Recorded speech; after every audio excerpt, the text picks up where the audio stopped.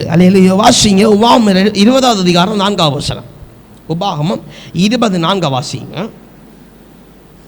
உபாகமம் 24. உங்களுக்காக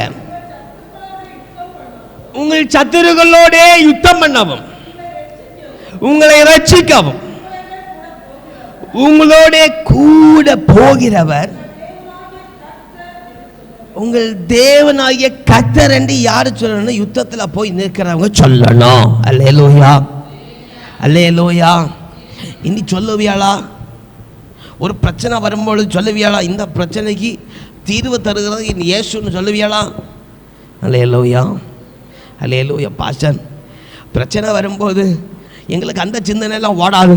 அல்லேலூயா. எப்படி எங்களை இதை தீர்த்தா போதும் உள்ள சிந்தனை தான் ஓடும். அல்லேலூயா, அல்லேலூயா. அதுக்கு உங்களை கர்த்தர் ஆயத்தமாக்குவார். அல்லேலூயா.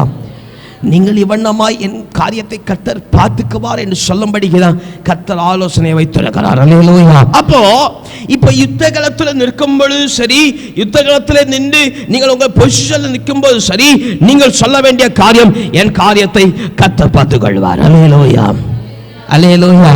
ஒரு பிரச்சனை வரும் பொழுதே நீங்க கரெக்டான பொசிஷன்ல நின்னா, அல்லேலூயா, உடனே இருதயம் செல்லும், இதை கர்த்தர் பார்த்துக்கொள்வார். அல்லேலூயா.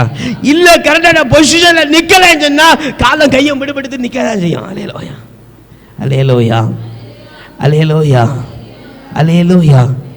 நம்முடைய கண்கள் ஜெயம் எடுக்கப்படுகிறதை நம்ம கண்கள் பார்த்துட்டு மட்டும் இருக்கோம். அல்லேலூயா, அல்லேலூயா.